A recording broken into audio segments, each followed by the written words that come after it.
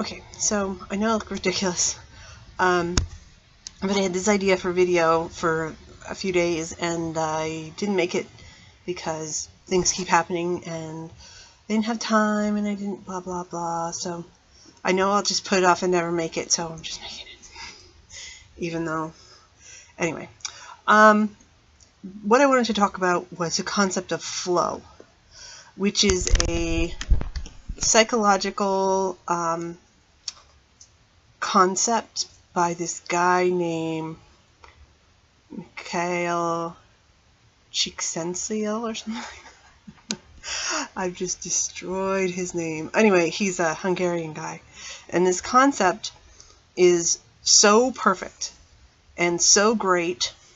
In a nutshell, what it is it's the state of flow is when you're doing something that is so completely absorbs you that you basically lose track of time in a really good way. Like you're just into doing whatever you're doing, and you don't even notice that time's passed, and all of a sudden it's been hours and you've gotten a whole bunch of work done on whatever you're doing. And it's like almost like an out-of-body experience where you're working so intensely on whatever you're working on. So basically the point of finding flow is that you need to have something that it challenges you, but it's not like really, really hard. That probably doesn't make all that much sense. But that's what it is. I mean, it's not like you're just doing something that's like, okay, whatever, I can do this.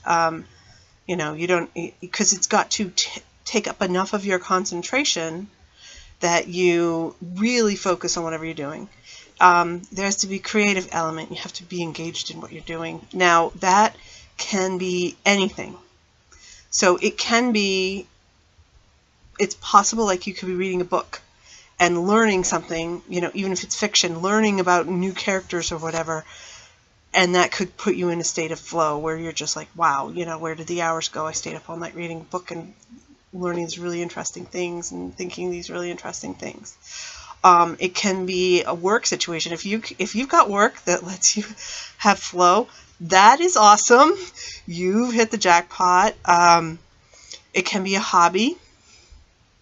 It is almost exclusively a singular activity that you don't really achieve flow with another person, because then part of you is actually interacting with the other person.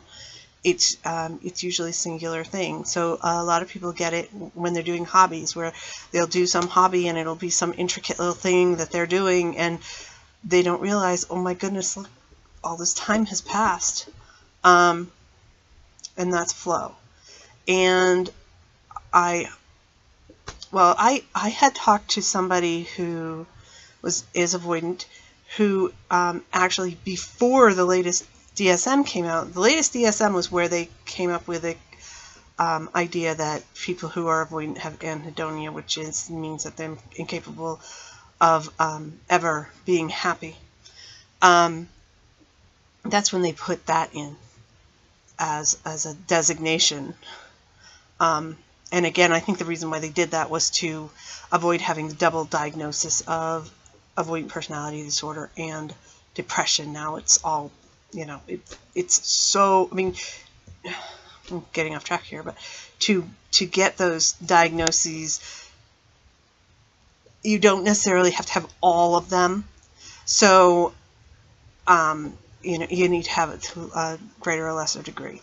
So, anyway, so way back before it was even part of the official diagnosis, it was so recognized, which is why it became part of the diagnosis, that this person had said that as an avoidant person, as a person with avoidant personality disorder, that there was nothing in this world that would really truly allow happiness except the feeling of having work, either paid work or hobby or something like that, and completing it and getting the feeling of having it done.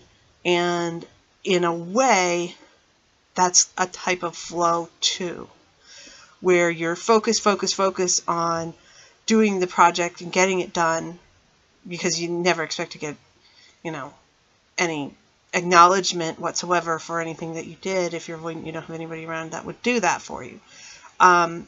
So that's kind of flow too. And that's why I was wanting to bring it up and wanting to talk about it with avoidant personality disorder specifically, which is that, when you get really stuck with the avoidance, which is extremely easy to do, because you can be terribly lonely. And if you're not like completely alone, then usually you're stuck with somebody who's abusive, either with the original abusers, if it was your family, or with somebody who, the really sick thing is that a lot of people, unless they really put the work into it, when they grow up, the people that they choose to be around are basically variations of what they grew up with, and they're trying to look for comfort and normalcy, so they recreate the same situation even if they're not with their original abusers. So even if you are around people, you might not actually, still, but basically you're still going to feel lonely, because you don't have sort of real, a good, decent relationship. Usually, if you have avoidant personality disorder, it takes a lot of work to get an actual decent relationship. So, and it will just suck you down if you're dealing with being alone and just dwelling on it all the time. And so if you can find something that gives you flow, where you've got something that will basically absorb all of your your attention in a nutshell, and will also give you something that, again, it's got to challenge you, and then you feel a sense of accomplishments once you've finished it. Those are the hallmarks of flow. I really would go look it up. I destroyed the guy's name.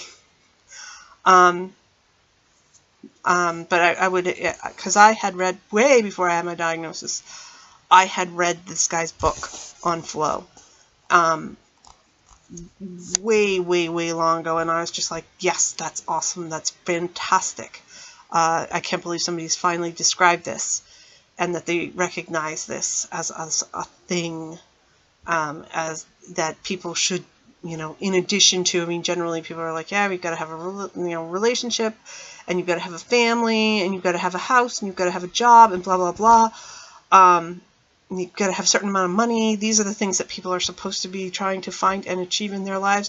And I looked at that and I said, well, first of all, it was something I had experienced and could understand, and that I thought there was a chance of actually having that in my life. There was some person, I thought it was like sick and hilarious, said a quote about that they always preferred funerals to weddings because, it was for weddings and funeral, I think, that always preferred funerals to weddings because there was a better chance of having a funeral rather than a wedding in their life based on politics, etc.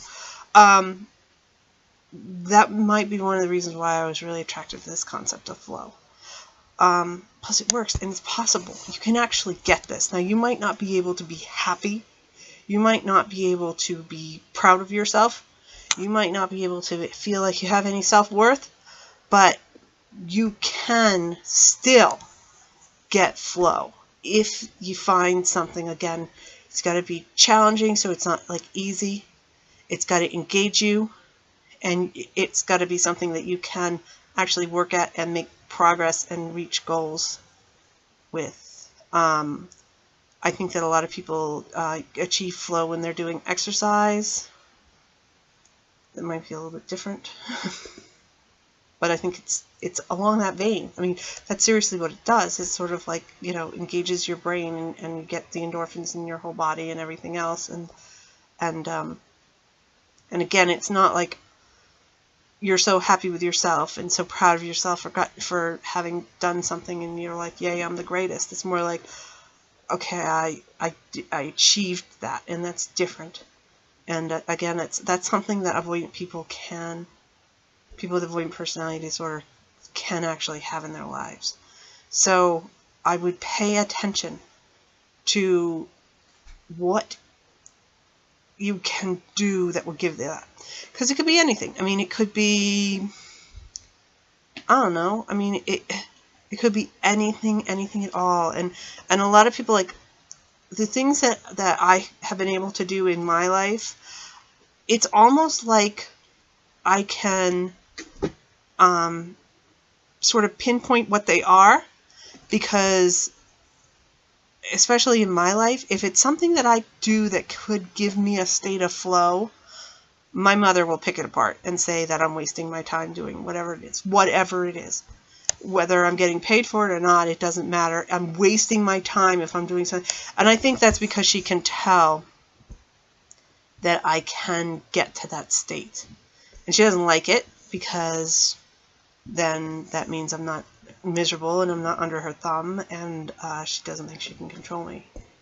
So she hates it. So I can almost tell. It's like, if it's something that my mother says I'm wasting my time on, that's something that I should try to do more often, in a nutshell, because I will be capable of achieving flow. This cat. Anyway, so I really would. I'd pay attention, try to figure out where you can find flow in your life, and try to do more and more of it, because it's definitely not something you can feel every day, because then it would lose its power. But it's sort of like this nice little break when you can get to that state of flow. So I'd look it up, and I would put that as one of your goals, to try to find things that allow you to achieve the feeling of flow in your life. And yeah, that because again, the normal things that people are supposed to want sort of don't apply to avoidant people, to people with avoidant personality disorder. You know, you're not gonna have a white picket fence type life. But you know what? I bet that a lot of people who have the picket fence life and they look perfect from the outside are going through the paces and have not achieved flow at any point in their life either. And I think that's why a lot of, like, you know, hobbies like scrapbooking and stuff like that take off, because that's what they're looking for, even though they've got everything you're supposed to want, and they still don't feel like everything is the way it's supposed to be. That's why they don't have this sense of flow. So yeah, find something that can do that for you, and maybe it will be the path out for feeling better despite having avoidant personality disorder. Maybe.